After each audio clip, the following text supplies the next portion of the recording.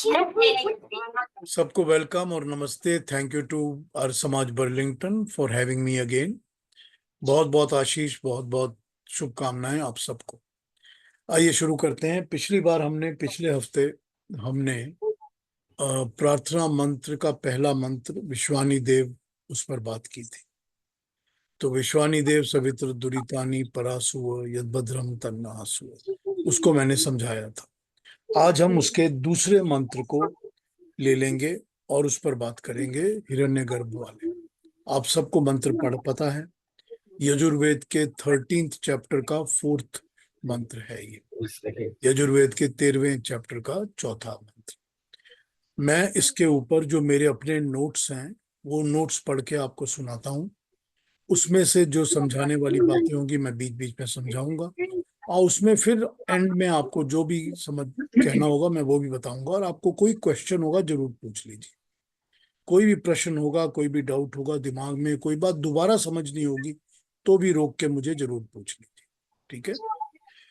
मंत्र को देख लेते हैं। मंत्र कहता है, ओम हिरण्यगर्भः समर्वर तथाग्रे भूतस्य जातु पतिरेक आसीत सदा धार पृथ्वीम द्यामुते माम कस्मै देवा हविषा विधेम। यजुर्वेद का 13:4। गर्भ, हिरण्य गर्भा गर्भ।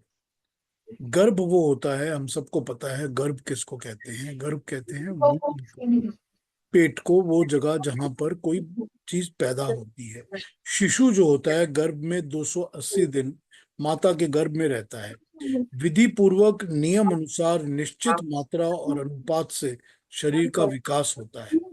मस्तिष्क और हृदय जैसी कॉम्प्लिकेटेड और जटिल संयंत्र बनते हैं।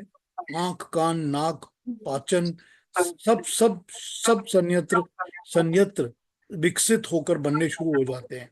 आश्चर्य यह है कि गर्भ में ना खाना होता है, ना पीना होता है, ना वेस्ट निकलती है, ना टॉयलेट निकलती है, ना बोलना, ना सुनना।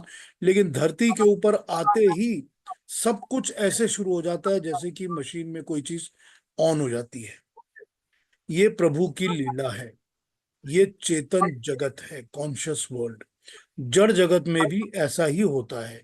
अग्नि ऊपर को उठती है, जल नीचे को बहता है, हवा प्राण को बांटती है, सूर्य चंद्र ग्रह सबका निर्माण, विज्ञान के लाखों नियम, H2O से पानी का बनना, एनर्जी का E=mc2 का बनना, ऐसे कितने सारे परमात्मा के बनाए नियम है, प्रभु की लीला है। कैसे कैसे कहाँ कहाँ क्या निर्मित होता है, पहले क्या हुआ, पहले क्या नहीं हुआ, इसके ऊपर मंत्र जो है वो क्या कहता है।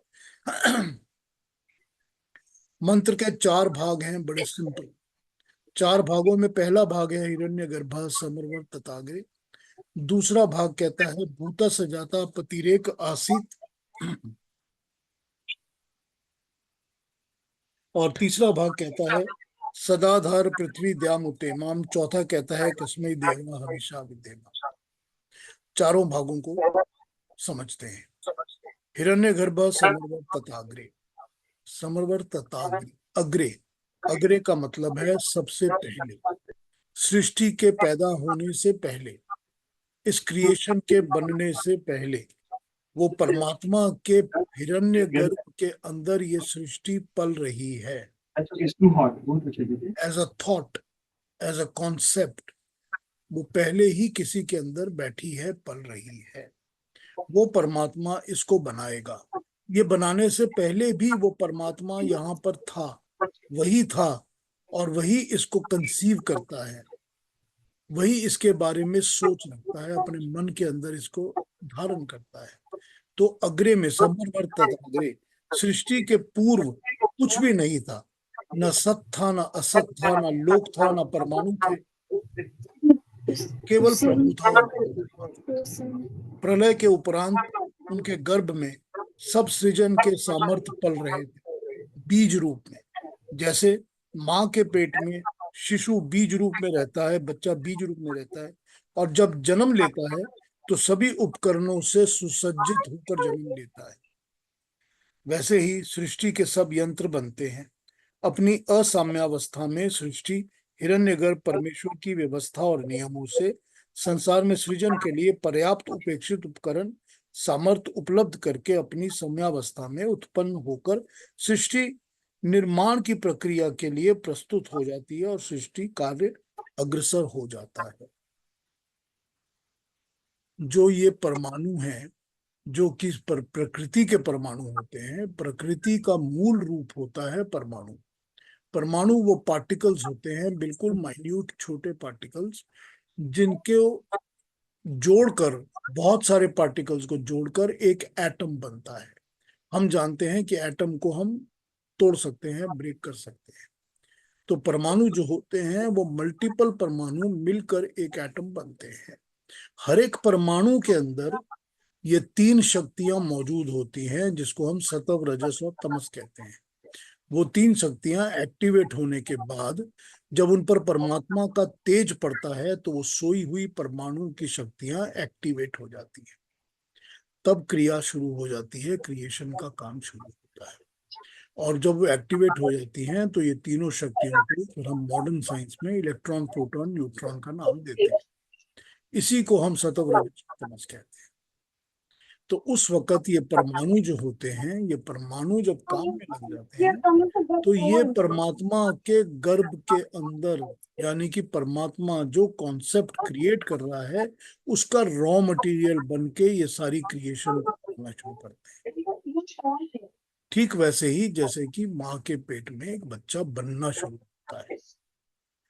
जो सूर्य आदि तेजस्वी पदार्थों को गर्भ, उनको पालन व्यवस्थित करने वाला और जो सूर्य आदि का अधिष्ठाता है, उसको हम कहते हैं हिरण्यगर्भा, जो सब चीजों का बनाने वाला है।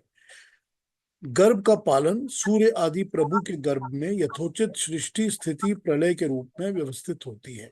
और अधिष्ठान, आधार, टिका हुआ, टिका हुआ जो होता है सारा कुछ, उसको हम हिरण्यगर्भ कहते हैं। का मतलब होता है जो हृदय के लिए रमणीय होता है। ह्री, ह्री मतलब हृदय के लिए रमणीय, वो हो गया हिरण्य।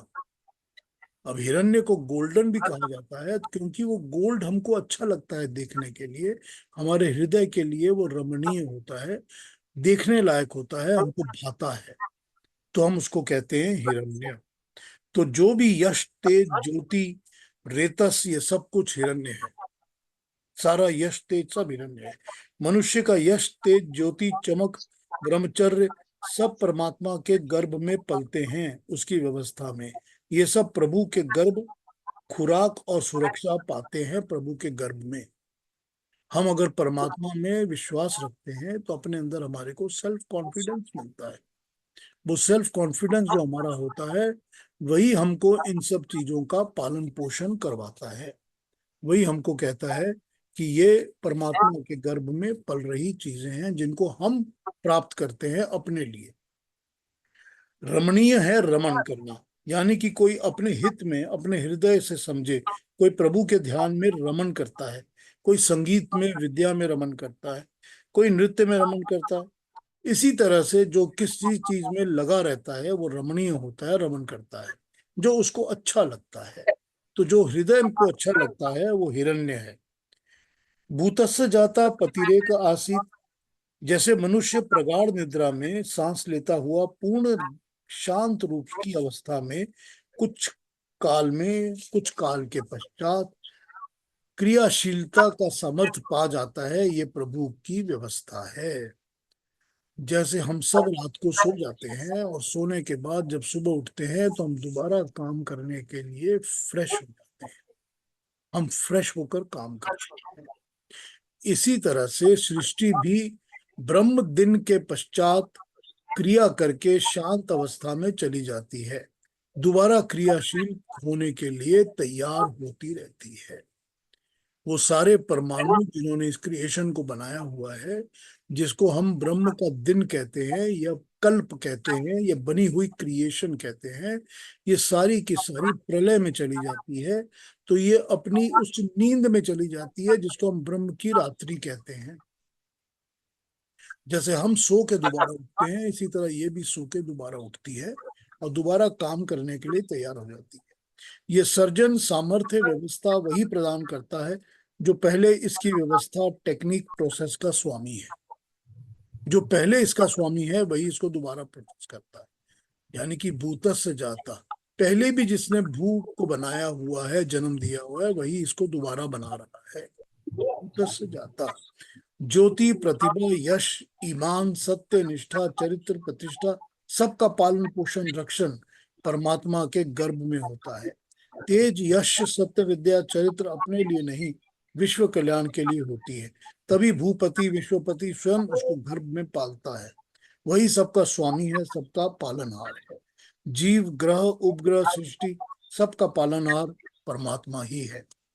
सदाधार पृथ्वी द्यामुते माम, इमाम इसको यानी पृथ्वी, देव और इमाम इसको तो भाव है अंतरिक्ष लोक। प्रभु इसको धारण कर रहे हैं, आधार बना रहे हैं। सदाधार, धारण करना, आधार बनना, पालन पोषण करना। जैसे हम वस्त्रों को धारण करते हैं, जैसे पृथ्वी प्राणियों को अपने ऊपर धारण करती है, सदाधार से व्यवस्था में रखना होता है, इसको रखा हुआ है। धर्म प्रजाओं को धारण करता है, धर्म प्रजाओं के को नियमों में व्यवस्था व्यवस्था में स्थित रखता है। धर्म उसको कहते हैं जो कि हम धारण करते हैं, जो धृति है, धारण करने योग्य है। जिसको धारण करने का कार्य करते हैं तो वो धृति होती है। तो हम जब धारण करते हैं तो वो धर्म होता है जो धारण करने योग्य है। तो धारण करने योग्य वो होता है जो नियम और व्यवस्था को स्थिर रखता है, प्रॉपर रखता है। तो सदाधार से अधिकार में रखकर उपयोग करना भी होता है। जैसे पुरुष अपनी वाणी को धारण करता है, हम मनुष्य अपनी वाणी को धारण करते हैं और अपनी वाणी के ऊपर अधिकार रखते हैं कि क्या बोलना है क्या नहीं बोलना, उसके वश में रखते हैं, उसको अपने वश में रखते हैं। उसके अभीष्ट के अनुसार प्रयोग करते हैं, अपनी मर्जी के अनुसार, इच्छा के अनुसार उसको यूज करते हैं। हिरण्यगर्भ परमेश्वर संपूर्ण ब्रह्मांड को, उसके एक एक अंग को अपने अधिकार में रखकर उसका संचालन और प्रयोग कर रहा है। तस्मै देवा हविषा विधेमा, हम सुख सुख स्वरूप हिरण्यगर्भ प्रभु के लिए अपनी हवि अर्पित करते हैं। कस्मई देवा, किस देव के लिए, और अर्थ के संदर्भ में सुख स्वरूप हिरण्यगर्भ प्रजापति परमात्मा के लिए हवि द्वारा भक्ति करें। संस्कार विधि में जो संस्कार विधि है उसमें हविषा का मतलब होता है ग्रहण करने योग, योगाभ्यास और अति प्रेम से विधेमः, विशेष भक्ति जो दिया जा सके, वो सब कुछ हविषा हवि में आता है। जो हम अर्पण करते हैं, हम अर्पण क्या करते हैं, हम अर्पण करते हैं अपना भाव, अपना मनोभाव कि हमारे मन में क्या चल रहा है उसको हम अर्पण करते हैं। ग्रहण करने योग्य, योगाभ्यास, अति प्रेम, ये परमात्मा के लिए भक्ति रूप यज्ञ और ब्रह्म यज्ञ है। हम जो यज्ञ और ब्रह्म यज्ञ करते हैं, परमात्मा के स्मरण करते हैं, हम भक्ति पूर्व करते हैं, वो हमारा मन का भाव है। वो मन के भाव को हम परमात्मा के लिए अर्पण करते हैं।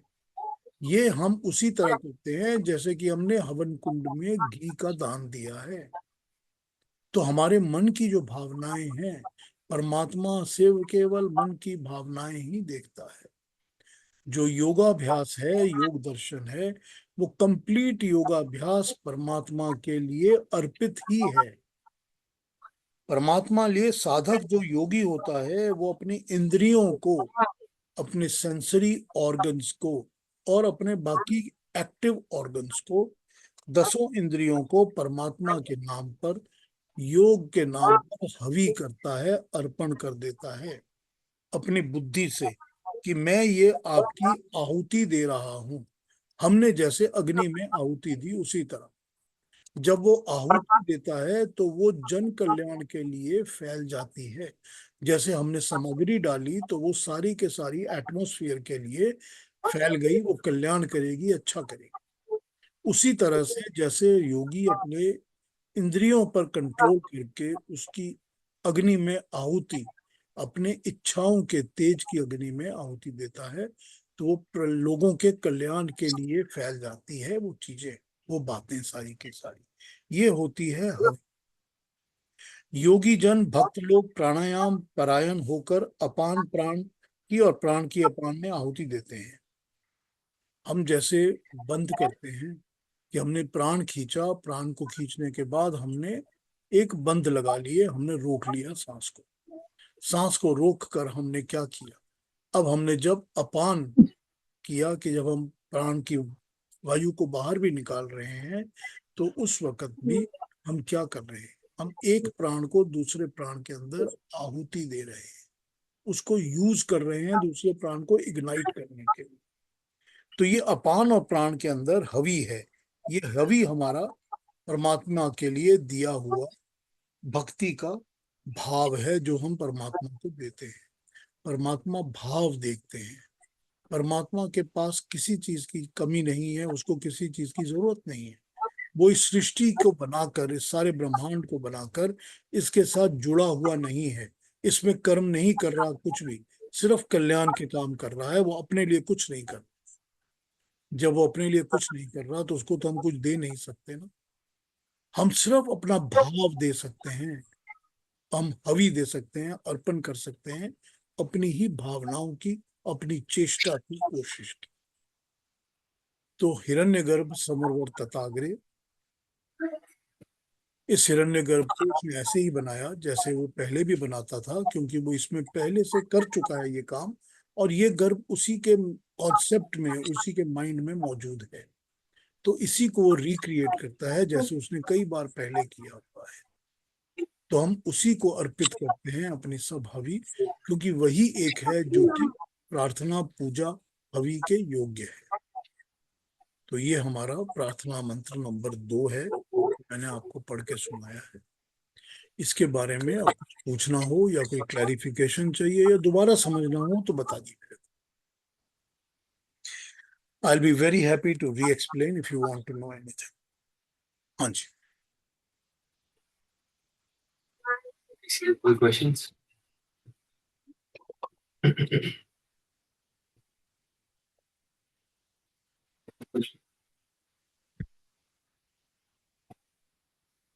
हमको वेद मंत्र ये बताते हैं कि जो क्रिएशन बनती है, सारी की सारी सृष्टि जो बनती है, ये सृष्टि इस तरह कई बार बनी है, कई बार नष्ट हुई है।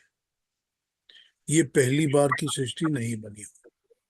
और हमको ये मॉडर्न साइंस बताता है आज कि they have discovered something like 400 more universes like ours. जिस तरह हमारा यूनिवर्स, हमारा ब्रह्मांड है, इस तरह के उन्होंने 400 और डिस्कवर किए हुए हैं जहां पर दुनिया चल रही है, सृष्टि चल रही है। ये तो साइंस ने देखा है। कितने रियली और हैं ये हमको पता भी नहीं। तो ये जो चला रहा है, बना रहा है, क्रिएट कर रहा है, इतने 100 यहाँ बनाए वहां बनाए, वो बनाने वाला एक ही है। और ये उसका कर्म है, उसकी एक्सपर्टीज है। इसीलिए हम उसको हिरण्यगर्भ समरवर तथाग्रे के नाम से याद करते हैं कि वही बनाता है, क्योंकि उसको बनाने की प्रैक्टिस है। और ये उसके दिमाग के अंदर, उसके कॉन्सेप्ट के अंदर, उसके मन के अंदर पलता है। ये पहले उसके मन में पलता है, फिर वो इसको एक्सप्रेस करता है। एक्सप्रेस जब करता है तो परमाणुओं पर अपना तेज डालता है और परमाणु को यूज करके वो इसको क्रिएट करता है। अब हम लोग क्या करते हैं कि हम लोग कन्या पूजन का काम करते हैं। हम लोग छोटी छोटी बच्चियों को लाते हैं और उन बच्चियों का पूजन करते हैं, उनके पैर धोते हैं, उनको तिलक लगाते हैं, उनको माला पहनाते हैं, उनकी आरती उनाते हैं। हम क्यों कन्या पूजन करते हैं? क्योंकि हम हर कन्या में माँ का रूप देखते हैं, कि हर कन्या माँ होती है। माँ कैसे होती है? माँ तो ऐसे होती है कि माँ होने की संभावना, पॉसिबिलिटी उसमें होती है, तो वो माँ होती है। लेकिन वो माँ कब होगी, ये उसके अपने ऊपर है। जब वो ये डिसाइड करेगी कि उसने एक एक्सटर्नल तेज को यूज करना है अपने अंदर परमाणुओं को कार्य करने के लिए, जब वो उस तेज को यूज करेगी और अपने परमाणुओं के अंदर एक्सेप्ट करेगी, तो उसके अंदर गर्भ का काम शुरू हो जाएगा। ये हमारा कॉन्सेप्ट है जो हमको वेदों से मिलता है। हम परमात्मा को उसी तरह याद करते हैं, क्योंकि उसने भी इसी तरह से अपने मन में, कॉन्सेप्ट में उस गर्भ को रखा हुआ है, कब वो बनेगी ये उसके ऊपर डिपेंड करता है। तो वो अपने मन से इस तेज को शुरू करता है और परमात्मा इस सृष्टि को बनाना शुरू करता है। और बनाता उसी तरह है जैसे उसने पहले कई बार बनाई हुई है, क्योंकि इसको बनाने का काम वो बहुत अच्छी तरह से जानता है। इसीलिए इतनी परफेक्शन के साथ ये सृष्टि क्रिएट होती है, जिसके अंदर rules, regulations, everything is so perfect, intellectually perfect. ये परमात्मा की सृष्टि है। तो हम उस ईश्वर को याद करते हैं और अपनी भावना, सद्भावना, मन के अंदर जितने भी विचार, अच्छी चीजें हैं, वो सब हम उनको अर्पण करते हैं अपने मन से। ये हमारी हवि होती है जो हम उनको दान प्रदान करते हैं, ताकि परमात्मा तक हमारी बात पहुंचे। जी पीयूष जी, इसका मतलब बेसिकली इस मंत्र से हम ईश्वर की स्तुति कर रहे हैं, इस मंत्र में सिर्फ। बिल्कुल स्तुति है, जी, बिल्कुल ये बेसिकली स्तुति मंत्र है। हाँ जी, बेसिकली स्तुति मंत्र, ठीक है।